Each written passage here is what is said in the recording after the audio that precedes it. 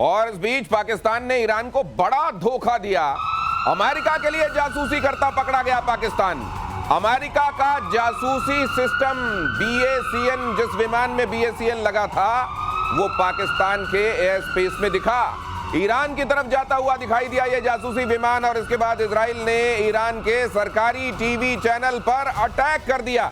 ये हुआ था भाई साहब, और आपने ये कहा था, मैंने बोला था और कई बार बोला था और प्रतिशोध पे बोला था कि पाकिस्तान का बहुत अहम रोल है। ये जो इसको खाना खिला रहा है ना वहां पे बुला के व्हाइट हाउस में, जो इनकी तारीफें कर रहा है कि देखो पाकिस्तान कितना अजीम मुल्क है, कोई अजीम मुल्क नहीं है। बेसिकली मीर जाफर को पैसे पहुंच गए। जो पाकिस्तान ने करा है, ईरान की पीठ पे खंजर उतारा है।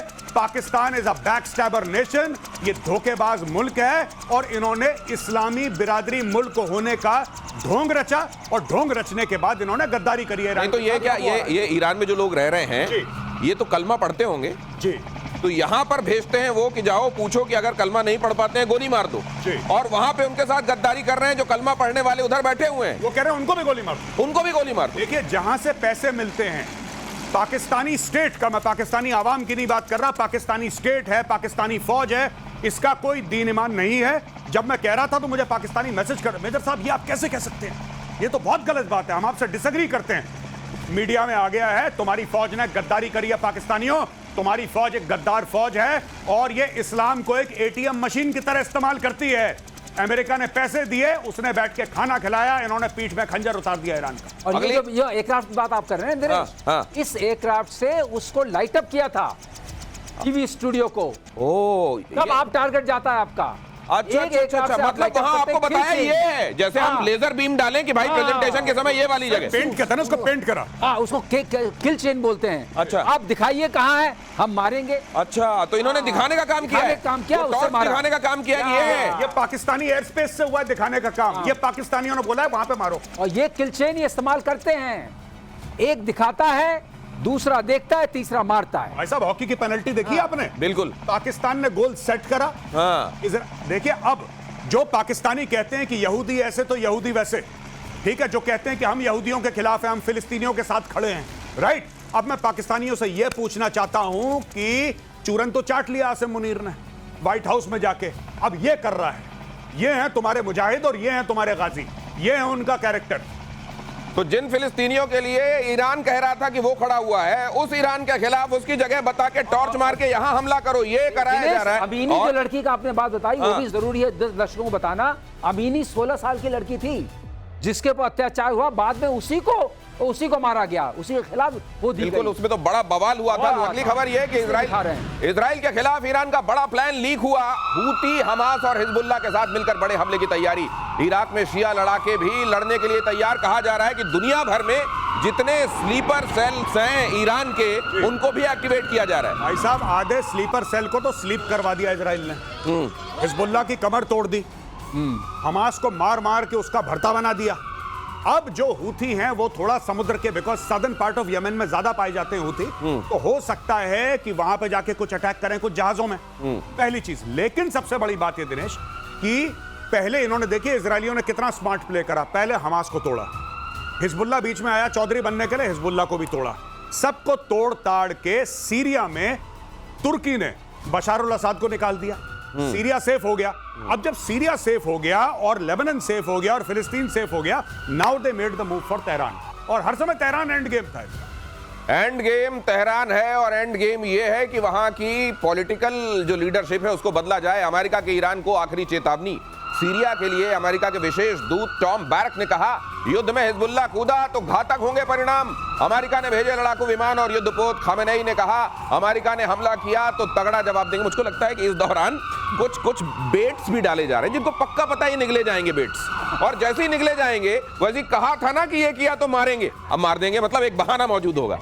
मैं ठीक कह रहा हूं? ऐसा बिल्कुल सही दिनेश, आप जो कह रहे हैं हम लोगों ने हर बार देखा है। हाँ। जब ये कहते हैं कि मारेंगे, वो तो मार पड़ जाती है। हाँ। उसने आपने देखा नहीं जो टीवी चैनल पर आता, उसने कहा था अगर अल्लाह बचाएगा बॉम्ब फेंका तो ये होगा, फट से बॉम्ब पीछे पड़ गया। बिल्कुल। तो अब ये सवाल है कि तगड़ा जवाब देंगे, इसका मतलब तगड़ा मारो। हाँ। ये उल्टा है। हाँ। और सर क्या ऐसा, सर मैं आपसे पूछता हूं सर, क्या ऐसा हो सकता है कि खमेनेई जो डेली ट्वीट करता है, इसका भी ट्वीट हैक कर दिया हो किसी ने? इसका ट्विटर किसी ने, भगवान ना, मैं अज्यूम कर रहा हूं, अगर आप टीवी हैक कर सकते हैं तो उसका ट्विटर हैंडल ट्वीट, तुम्हें हिम्मत है, खमेनेई ट्वीट कर रहा है, तुम्हें हिम्मत है तो मुझे मार के दिखाओ। बिल्कुल सही। सही मसाइल कहानी खत्म। फिर से हिम्मत है तो फिर से मार के देखो। मुझे लगता है ये ना खुद नकली कर, नहीं, मुझे लगता है कि इन्होंने जिस फोन से ये ट्वीट हो रहे हैं उस या कंप्यूटर से उस जगह को रखा हुआ है इन्होंने ईरान में किसी जगह, और ये मॉस्को में बैठ के बता रहे हैं कि भाई साहब इसमें इस बार ये करके लिख दो, और लोगों को ये लगना चाहिए कि उस बंकर से आ रहा है ये मुझे लगता है कि ये भी हो सकता है खुद को बचाने के लिए। अगली खबर की तरफ आपको लेकर चलता हूं। ईरान पर चौतरफा हमले के लिए अमेरिका रेडी। ईरान पर किसी भी वक्त हमला कर सकता है अमेरिका।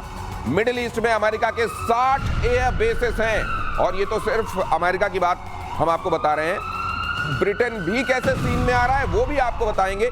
अमेरिका ने इन दिनों उस जगह को सुपर एक्टिवेट कर दिया है। क्या इसका मतलब ये है कि, और ये भी कहा जा रहा है कि 48 घंटे के अंदर अंदर ये भी देख सकते हैं आप कि अमेरिका की सीधी एंट्री होगी, क्या होगी तो कितनी होगी, और उसके रिपरकशंस क्या होंगे? ऐसा देश अगर एंट्री होगी, क्योंकि अमेरिका को पूरा पता है कि हमारे ऊपर भी मिसाइल का निशाना साधा होगा, जिसको बंकर्स में खत्म किया जा रहा है, साइलोज में वो निशाने जो अमेरिका के ऊपर कहते हैं ना हमने सब निशानों में रखा है, बहुत आसान है, वो सारे पहले खत्म किए जा रहे हैं साइलोज। ये समझ लीजिए कार्यक्रम कैसे चल रहा है। जब वो खत्म हो गया, अमेरिका के पास वहाँ F-35 है, अमेरिका के पास F-16 है, अमेरिका के पास वहाँ 5th फ्लीट का पूरा इस होम बैरन सर F-22 है, तो वहाँ पर असेट्स बहुत हैं, सर्विलेंस असेट्स हैं, ड्रोन्स हैं, लोग हैं।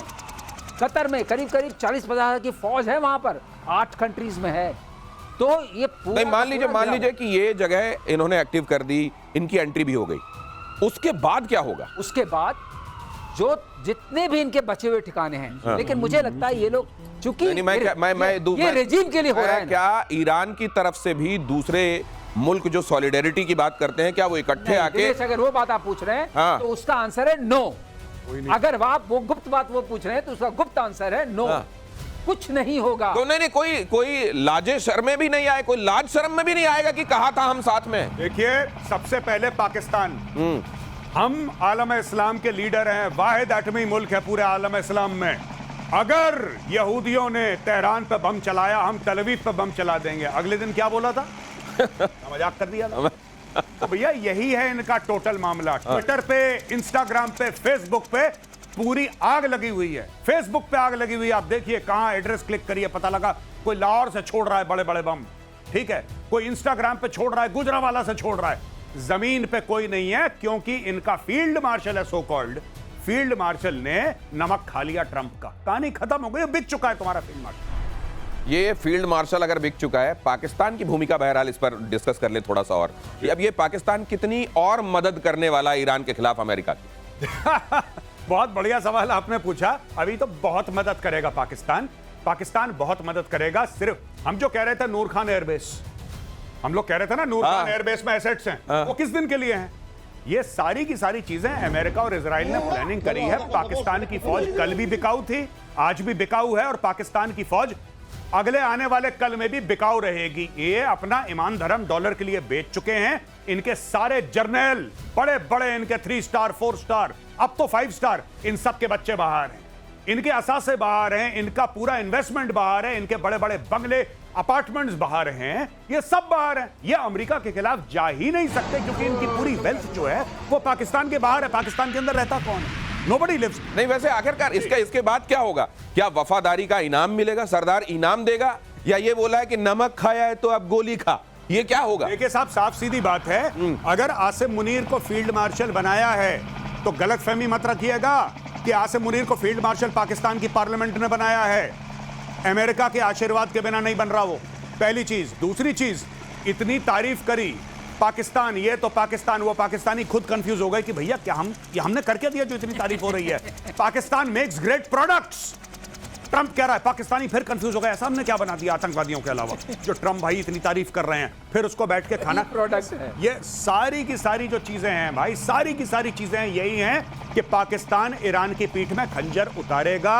ये लाहौरी खून है, इसने यही करा है, यही करता चला आया है, यही इनकी चीजें हैं। बस इनको यही, इससे पैसा लिया उसको धोखा दिया, उससे पैसा लिया इसको धोखा दिया। दिनेश, कुछ फौजें भी चाहिए लाइन के ऊपर ना, बॉर्डर के ऊपर। हाँ, सही बात। यहीं से जाएंगी। हाँ। नमक खाया है सरदार का, तो सरदार का लिए नमक गोली खाना पड़ेगा। ले गोली गोली खा। तो सर, ये एक बार उन्होंने पहले कहा था कि अब मैंने ये कहा था कि जब भी उधर से कोई गोरा मेहरबान होता है पाकिस्तान में लाशें गिरनी शुरू होती हैं। नहीं, ये बात मेरे को बहुत कैटेगोरिकली याद है। अगली खबर बता रहा हूं मैं आपको, ईरान इजराइल वॉर के बीच ब्रिटेन से बड़ी खबर। ब्रिटेन ने कैबिनेट को अलर्ट पर रखा, एयरक्राफ्ट कैरियर को मिडिल ईस्ट भेजा। क्वीन एलिजाबेथ स्वेज नहर को पार कर चुका है, ये भी मिडिल ईस्ट पहुंच रहा है जी। मतलब ये भी शाना बशाना खड़ा होने वाला है क्या ईरान के खिलाफ? बिल्कुल साहब, बिल्कुल। और जब जब अमेरिकन फोर्सेस जाती हैं तो यूके की फोर्सेस और कनेडियन फोर्सेस साथ साथ चलती हैं। ये एक ही फौज। ये देखिए, क्वीन एलिजाबेथ वहां का सबसे बड़ा एयरक्राफ्ट कैरियर ये पहुंच रहा है मिडिल ईस्ट में। एक तरीके से जो सिचुएशन बनी हुई है, अब इसकी भी भागीदारी होगी। वहां की कैबिनेट को अलर्ट पर दिया गया है। सर, इसके देखे जाने के क्या मायने? इसके देखे जाने के मायने ये हैं कि ये सारे के हमारे यहाँ एक कॉन्सेप्ट होता है दिनेश, कॉन्सेप्ट ये होता है कि जो हमें ठिकाने हमें मारने हैं, या इसको हम कहते हैं सरलीकरण भाषा में टोकने हैं, उसके रेंज में हम पहुंच जाएं। तो ये जहाज क्या करते हैं, एयरक्राफ्ट कैरियर्स आपके जहाज को उस रेंज से के पास ले आते हैं। तो आपकी जो मिसाइल्स हैं, जो छोटी वाली दूर की मिसाइल्स हैं, वो भी कारगर हो जाती हैं क्योंकि वो सस्ती होती हैं। ज्यादा दूर वाली मिसाइल्स बहुत महंगी होती हैं, राइट। तो आपके पास हमेशा कम होती है। अब आप सस्ते में निपटाएंगे, मतलब पहुंच पास में आ गई। हाँ। थप्पड़ मारने के लिए आप करीब पहुंच गए। हाँ, तो वो आगे ये काम करता है। ये स्वेज नहर के करीब से गुजरते हुए क्वीन एलिजाबेथ एयरक्राफ्ट कैरियर, उसकी तस्वीरें आपको दिखाई हमने। और अमेरिका के रुख से ईरान घबराया, सेजिल मिसाइलों से हमले की तैयारी। ये बताएंगे आपको। आप बता रहे थे सर, आपने 3-4 मिसाइल, मुझको याद है कि आपने इसका भी नाम लिया था। यूएस नेवल बेड़े को करीब पहुंचने से रोकने का प्लान।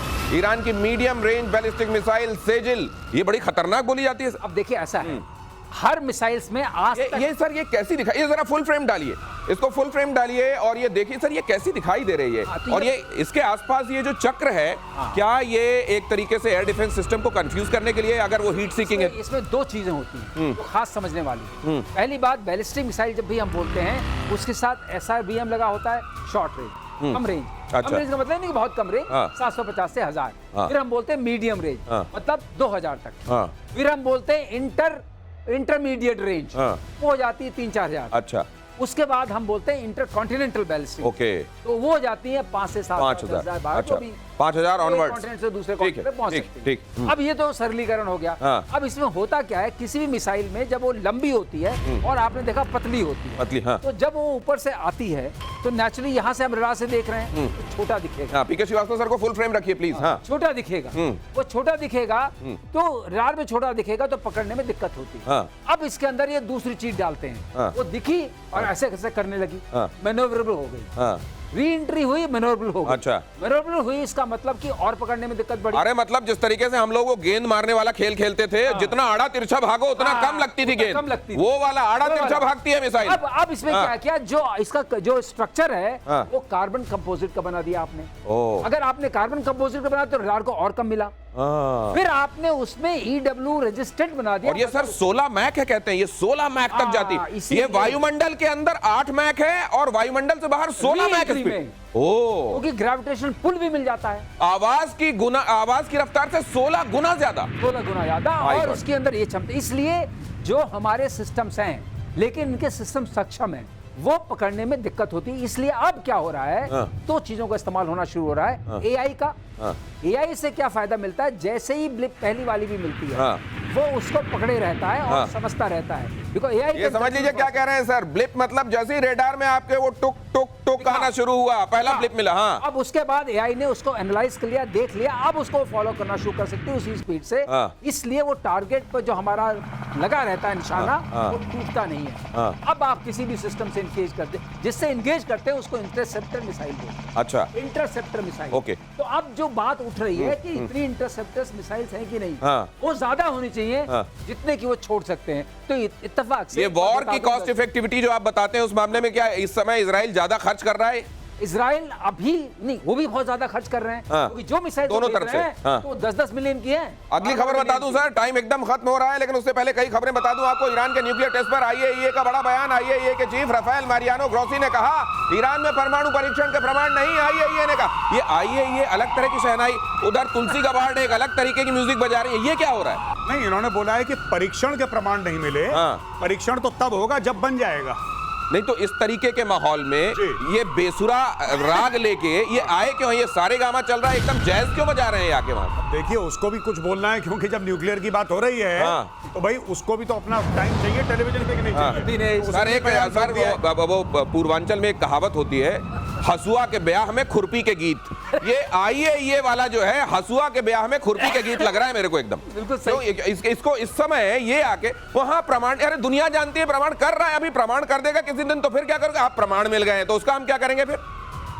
ये जो आप कल कह रहे थे कि निंदा, हाँ निंदा का भी एयर डिफेंस होता तो बना लो, तो ये अब उस दिन आके बता देंगे कि हाँ आज इन्होंने टेस्ट कर लिया, तो टेस्ट कर लिया तो उसका जो कागज है उसको रोल कर लेना पड़ेगा और रख लेना पड़ेगा। अगली खबर देखिए, ईरान इजराइल जंग के बीच साउथ कोरिया का बड़ा दावा। नॉर्थ कोरिया ने प्योंगयांग से 18 रॉकेट दागे। लीजिए, उधर भी शुरू है। नॉर्थ कोरिया ने कम दूरी की बैलिस्टिक मिसाइलों से अटैक किया। साउथ कोरिया ने कहा ये भाई अलग कान के पास से निकाल दे रहा है, साए साए हैं। He's feeling left out, FOMO कहते हैं ना, हाँ। FOMO, fear of missing out, हाँ। कि भाई एक्शन रशिया यूक्रेन में हो रहा है, हाँ। यहाँ पे इजराइल और ईरान के बीच में हो रहा है, हाँ। तो मैं क्यों पीछे छूटूं? हाँ, मैं भी दाग देता हूँ। ये देखा है आपने वो वाली बहुत मिला था। अरे वो शादी वाला डांस जो होता है सर, तीन जो नाच रहे होते हैं उनको देख के जो नहीं नाचने वाला होता है वही सोचे यार कर लूं एक आध बार वीडियोग्राफी, मेरा भी दिखाई दे रहा है। ये वो वाला है मुझको लगता है। अगली खबर, पाकिस्तान एयरलाइंस खरीदना चाहती है पाकिस्तान सेना। लीजिए, पाकिस्तान एयरलाइंस को पाकिस्तान सेना खरीदना चाहती है। यही एक बच गया ये था। लीजिए, यही रह गया था, ये भी खरीद लो। पीआईए को खरीदने के लिए बोली लगाएगी, पीआईए को खरीदने के लिए बोली लगाएगी। और प्लीज इन्फॉर्म अल्लाह जिसको आप कहते हैं इनका इसका, हाँ। हाँ अब ये बिकेगी और सेना खरीद लेगी। और आप ये देखिए कि ये एक एयरलाइन है, एक इंटरनेशनल एयरलाइन है, जैसी भी हो एक इंटरनेशनल एयरलाइन है। इसकी यूएस यूके फ्लाइट जाती हैं, लंदन जाती हैं, हर जगह जाती हैं, दुबई फ्लाइट जाती हैं। और पाकिस्तानी सेना के पास इतना पैसा है, फौजी फाउंडेशन जो उनकी कंपनियां हैं, इतना पैसा है कि एक फुल सर्विस इंटरनेशनल एयरलाइन खरीद सकती हैं और उसके लिए बोली लगा रही हैं। आप देखिएगा, और अगर मैदान में उतर गई तो खरीद भी लेंगे, तो बाकी लोग पीछे हट जाएंगे। तो मुझको लगता है अब ये ठप्पा लगना बाकी है। वैसे तो हर चीज वहां मिलिट्री ओन करती है ना। जी बिल्कुल। तो अब ये दस्तावेज के साथ ओन करेगी, अब ये हमारी हुई। नहीं नहीं बिल्कुल, हाँ? बिल्कुल। और वो पहले से खड़खड़ाते हो, जैसे रनवे पे ये दौड़ते हैं, कहते हैं खड़खड़ खड़खड़ खड़खड़ होने लगता है पुराने ये। पिक्चरों में नहीं आता था, वो बंद करके वो कहते थे साइन करो साइन करो। हाँ। वो साइन करवा रहे नहीं, साइन के अलावा इनके जो मिलिट्री एयरक्राफ्ट उड़ रहे थे वो सिविलियन एयरक्राफ्ट की आड़ लेके उड़ रहे थे। अब अच्छा है, दोनों जगह पे इन्हीं का हक है तो दोनों साथ साथ उड़ा दिया करेंगे। भारत के समय जब ये हुआ था ऑपरेशन सिंदूर के दौरान यही किया था सही, इन्होंने। बिल्कुल सही, बिल्कुल सही, बिल्कुल बिल्कुल, आप बिल्कुल ठीक कह रहे बिल्कुल हैं। सही। तो ये पाकिस्तान एयरलाइंस अब आखिरकार वहां की पाकिस्तान की मिलिट्री ओन करने वाली है। वैसे वहां के एयरपोर्ट्स का हाल वो भी हम आपको दिखा चुके हैं। कहा यह भी जा रहा है कि पानी रोकने से बड़ी समस्या हो गई उधर पाकिस्तान में, अब सचमुच वहां दिखाई देने लगा है। और अब तो यहां मॉनसून एक्टिव होगा और फिर एकदम से गेट खोले जाएंगे। जी बिल्कुल, मुझे लगता है कि अब गेट भी खोले जाएंगे। तो अभी जहाज खरीदा है, अब बेटा नाव भी खरीद लो, क्योंकि ये सारी चीजें काम में आने वाली है बहुत जल्दी। जब पानी ज्यादा हो जाएगा तो फिर खोल देंगे, क्योंकि तुम्हें पानी चाहिए। अच्छा, उधर ईरान वाला जो गेट है वो खोलेंगे कि नहीं ये लोग? ना ना, वो हैं?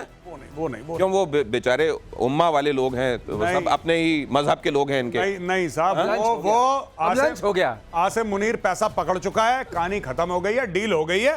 वो खाना खा चुका है, नमक खा चुका है, वो नमक खा चुका है गब्बर का। अब वो कहीं नहीं जा रहा।